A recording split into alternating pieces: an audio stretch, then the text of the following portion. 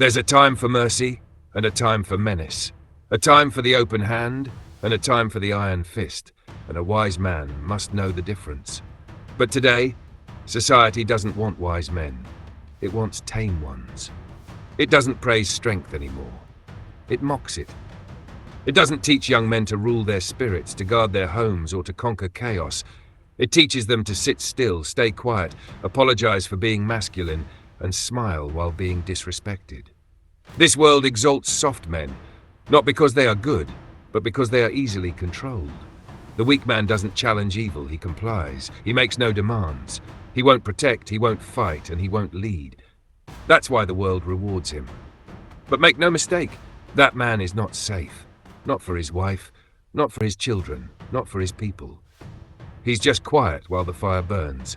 But a righteous man, he doesn't bow to comfort. He doesn't flatter those who corrupt. And when danger knocks on his door, he answers it standing tall. History doesn't remember the man who meant well. It remembers the man who acted well when it mattered most. The man who kept peace by being willing to make war. The man who chose righteousness and enforced it without apology. This lesson isn't for the weak-hearted. It's for the men who were sent. Men who were chosen to lead, protect, and rule in a time where everything righteous is under attack. If you've been too patient, too forgiving, too silent while betrayal and disrespect have crept into your circle, it's time to remember who you are. Because every kingdom, whether it's a nation, a business, a household, or your own life, must be ruled with strength and mercy, wisdom and warning. This is the power of controlled cruelty. And today, we sharpen the sword. What is controlled cruelty? Cruelty in the hands of a fool becomes chaos. But in the hands of a wise man, cruelty is a tool. Measured, intentional, sharp when it needs to be, silent when it doesn't. This is controlled cruelty. And it has been used by kings, warriors, prophets, and commanders since the beginning of time. It's not the wild rage of a man who's lost control. It's not violence for sport. And it's not cruelty for vainglory. No, controlled cruelty is action with precision, discipline with teeth, justice with consequences. The phrase is most famously associated with Niccolò Machiavelli, who admired how Cesare Borgia used cruelty not as a habit, but as a calculated strike. Borgia was ruthless, yes, but his cruelty had timing. He didn't spill blood daily. He did it once, and made the whole city fear rebellion. But let's be clear, Machiavelli praised this as a strategy, not as righteousness. And while many admire Cesare, we are not here to glorify wicked men. We're here to extract the principle, because a righteous man must also know when to draw the sword. Even the scriptures say, "He that is wise will fear in everything." That means you don't always wait until things fall apart. Sometimes you act early to prevent greater evil later. Controlled cruelty is when you correct the house before it burns. It's when you remove one to save many. It's when you take action so that the people, and even your enemies, understand. There is a man in charge, a man who sets the tone and enforces it. This is not about being cold. It's about being respected. Not feared without reason, but not ignored either. The world doesn't need men who are always smiling. The world needs men who are just and dangerous when necessary. Because without those men, injustice rules, chaos spreads, and wickedness becomes bold. Controlled cruelty is not for fools. It's not for the emotional, not for the man who reacts instead of rules. When cruelty leaves your hand, it must be measured, not reckless, not personal, not wild. Because if your cruelty is uncontrolled, you're no different from the wicked men you claim to oppose. The Creator gave men the power to judge, to punish, and to rule. But that power is dangerous in the hands of the unstable. A fool sees correction as an attack, and a scorner only becomes more stubborn when you rebuke him. That's why the scriptures say, "Reprove not a scorner, lest he hate thee. Rebuke a wise man, and he will love thee." This is the difference between using cruelty and misusing it. The wise understand why it's done. The wicked just feel threatened by it. You don't waste your discipline on people who can't be corrected. Your words, your warnings, your consequences, they are reserved for those with the wisdom to learn from them. The cruelty of the righteous is always tied to purpose. It teaches, it marks a line, and it reminds the wise man watching there is still justice in the world. Controlled cruelty is like fire. In the hands of the wise, it gives light and warmth. In the hands of the fool, it burns the house down. This is why leadership is not about who's the loudest or who can hit the hardest. It's about who can strike with restraint, who can correct without hatred, who can stand firm without needing to destroy everything around him. The world is full of men who punish out of pride, fathers who beat their children out of frustration, bosses who humiliate their workers to feel superior, leaders who silence dissent because they can't control their emotions. That is not power. That is weakness wearing armor. The righteous man is slow to anger, but when he moves with force and clarity, not to please himself, but to bring order where there is none. Even in the wild, the lion does not roar without reason. He doesn't kill every threat. He only kills when it matters. So understand this: if your cruelty comes from insecurity, it's not righteous. If your correction is meant to embarrass, it's not justice. And if your discipline is more about how you feel than what's right, you have already failed. The scriptures warn us, the wise man will hear and increase in learning. But a fool despiseth instruction, and if you treat both the same, you cheapen your authority. This is why kings had counselors, why great men measured their wrath, and why the righteous always rule their own spirit before trying to rule over anyone else. Cruelty is not something you enjoy. It's something you endure for the sake of order. The fool avoids it until it's too late, but the wise man uses it early so peace can last. Controlled cruelty in the hands of the righteous is a scalpel. Precise, intentional, clean. It removes rot to save the body. The righteous man doesn't want to be cruel, but he's willing to be when mercy toward one will destroy many. He's not looking for a fight. He doesn't brag about being feared. He doesn't strike because his ego is bruised. He strikes because discipline is necessary and mercy has already been given. King Solomon once said, "He that is slow to wrath is of great understanding, but he that is hasty of spirit exalteth folly." This is why righteous men don't leap to cruelty. They hold the line, they give correction, they issue warning after warning. But when those warnings are ignored, when rebellion grows, when disloyalty spreads, the righteous man becomes the hand of justice. Because weakness in leadership invites destruction, and letting evil fester isn't mercy, it's cowardice. Look at the Creator's order in the world.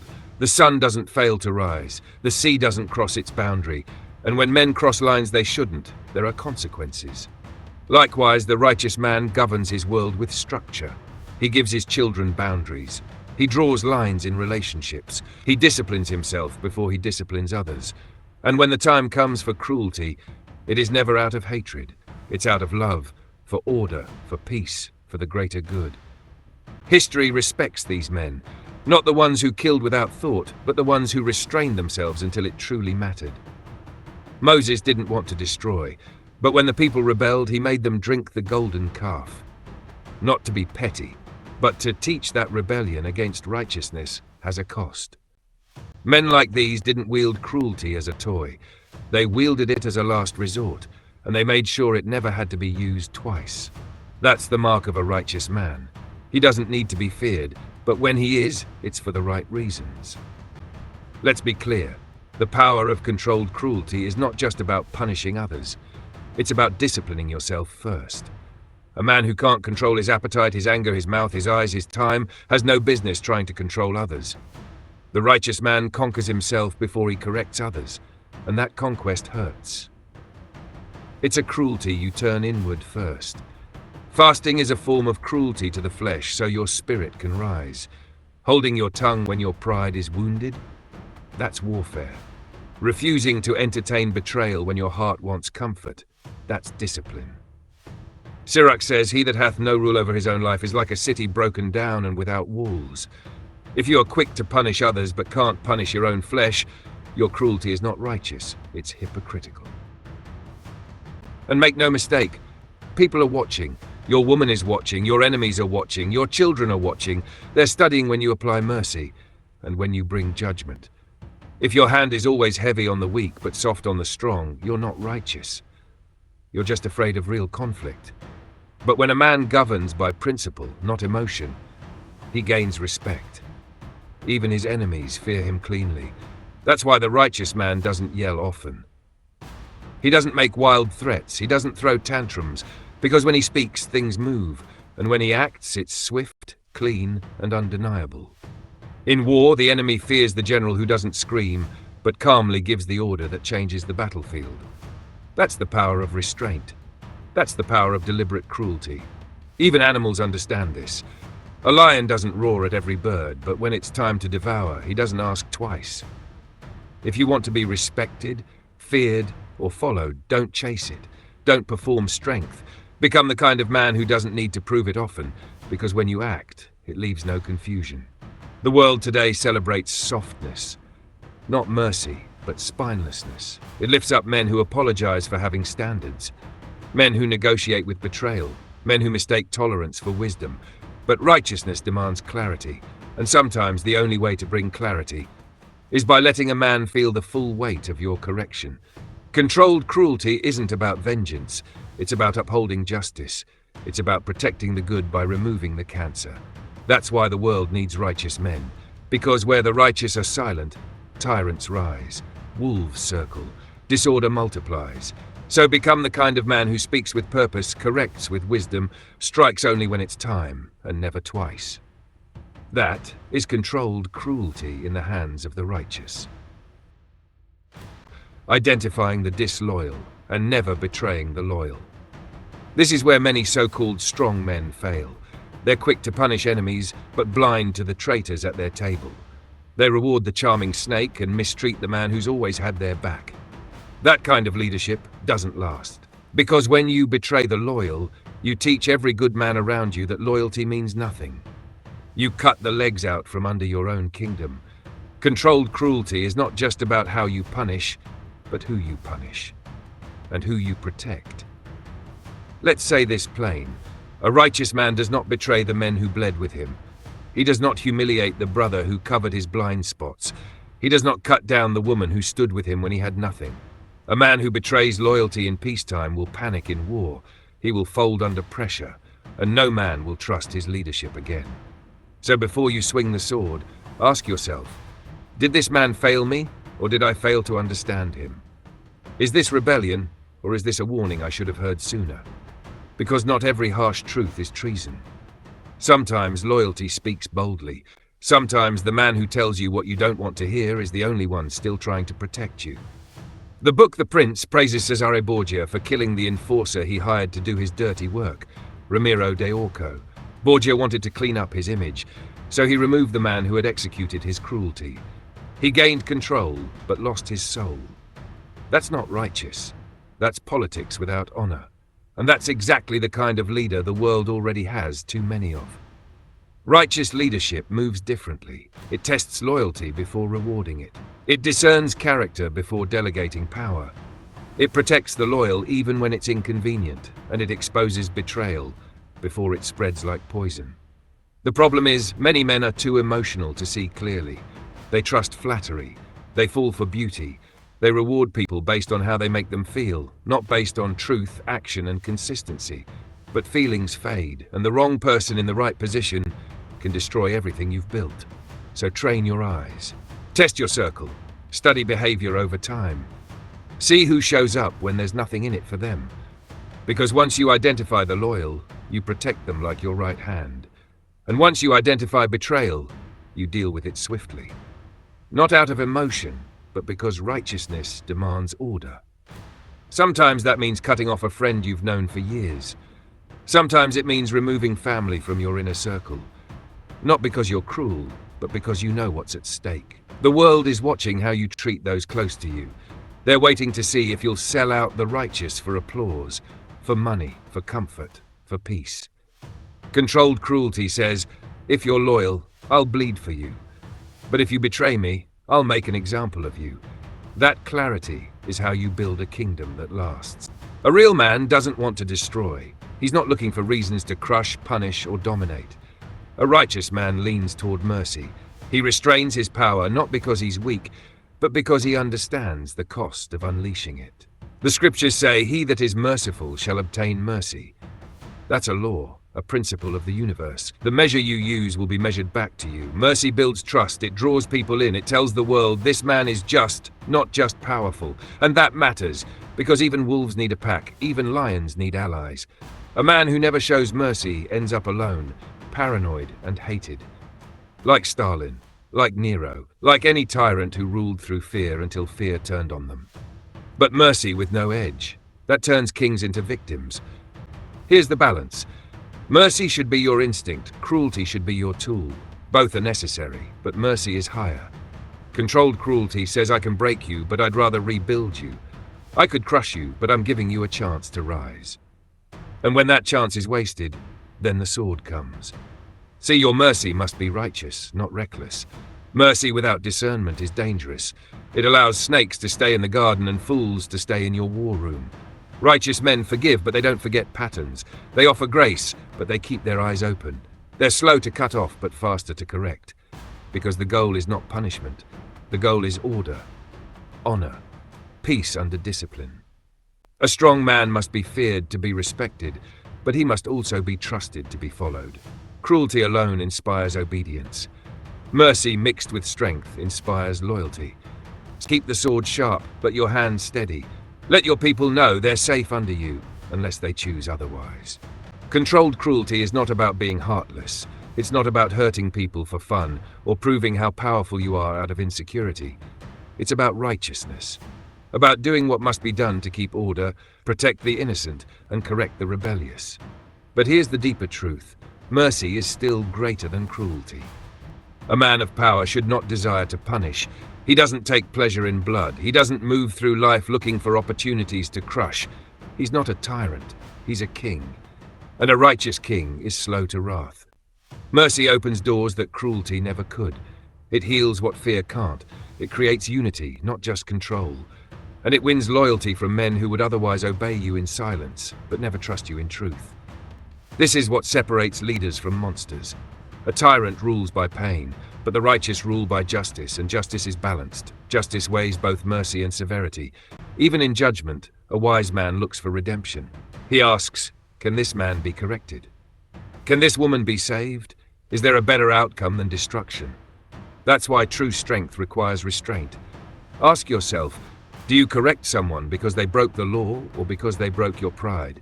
Is your judgment rooted in truth or rooted in your wounded ego?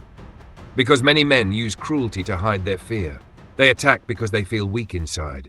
They destroy because they're insecure. But a righteous man uses cruelty with clarity, with reason, with control. He doesn't strike unless it's necessary, but when he does, it's swift, clean, and final. Look at history. The tyrants who ruled by fear alone all fell by the same sword they used.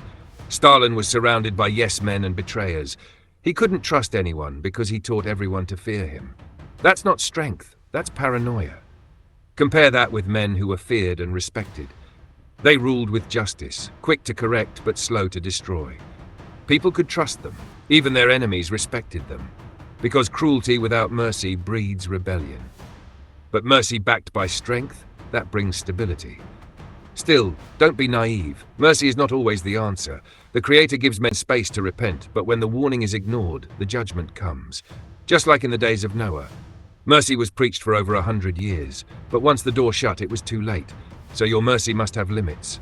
Be kind, be patient, be long-suffering. But do not tolerate betrayal.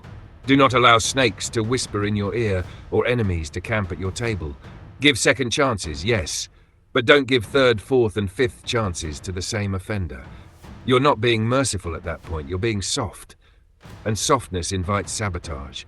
Let the world know you are merciful, but you are not to be played with. You will forgive, but you will not forget patterns. You will help, but you will not be used. Controlled cruelty draws the line. Mercy sets the tone. Together they form the backbone of righteous leadership. The goal is not fear for fear's sake. The goal is order, discipline, and a peace that comes from knowing there is a man in charge who is both just and dangerous.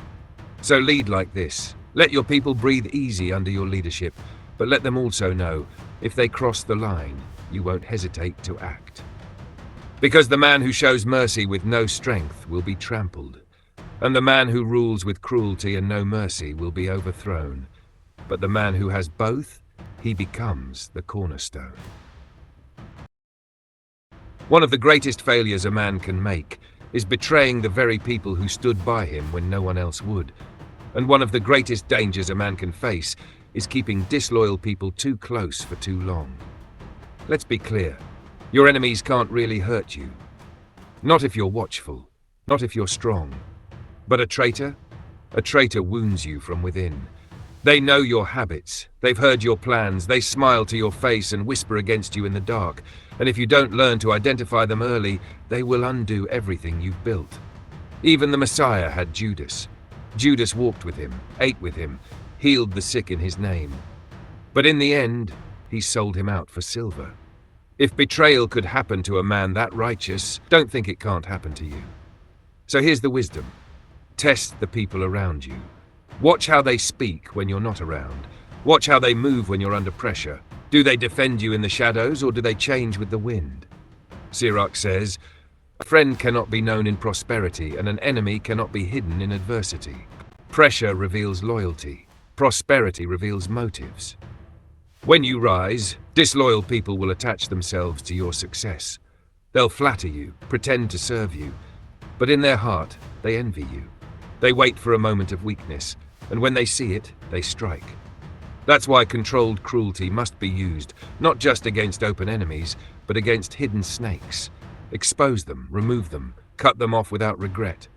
If someone lies to you once, watch them. If they lie twice, warn them. If they lie 3 times, walk them out. You're not a fool. You're a builder, a protector, a king. But let's flip the coin. Because just as dangerous as trusting the wrong person is mistrusting the right one. Don't betray your loyal men. Don't make war with the ones who would die for you. King David had mighty men, men who put their lives on the line, who followed him through the wilderness, who stood with him before he ever wore a crown. Loyalty like that is rare, and it should never be bought or sold. Reward your loyal ones, protect them, speak well of them, give them honor in front of others. Because when the storms hit, those are the men who will stand beside you, not because of what you can give them, but because of who you are. And if you betray them, you're not a leader, you're a tyrant. Remember what happened to Cesare Borgia. He hired Ramiro de Orco to carry out brutal reforms, to crush rebellion, restore order, and strike fear into the people. Ramiro did the job. He was loyal. He was effective. And what did Cesare do? He had him executed, publicly, brutally. Why? To make the people love him again, to clean the blood off his own hands. That's wickedness. It worked for a moment. But Cesare lost everything not long after, because a man who turns on his own cannot be trusted by anyone. Don't be like him.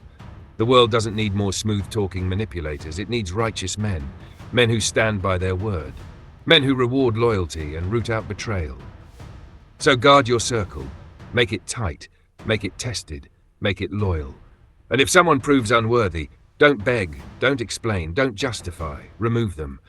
But if someone stands with you through hardship, through failure, through fire, protect that man like a brother, because one loyal soul is worth more than 1,000 smiling traitors. Closing words. The world is upside down. It praises softness in men and calls it virtue. It shames righteous strength and calls it toxic. But we weren't made to be easily handled. We were made to lead, to judge rightly, to discipline with wisdom, to walk with restraint, and strike only when necessary. That's what controlled cruelty is. It's the reminder that real power is not reckless. It's precise, measured, and backed by a conscience formed by righteousness. So remember, never betray loyal men, never trust disloyal ones, and always lean toward mercy, but never forget how to roar. If this spoke to your spirit like the video, share it with a man who needs it and subscribe to The Lion and the Wolf for more. Because in the next lesson, we go deeper. Before you can lead men, before you can demand discipline, before you can conquer anything outside you, you must rule yourself first. That's lesson 3. And it might be the most important one yet.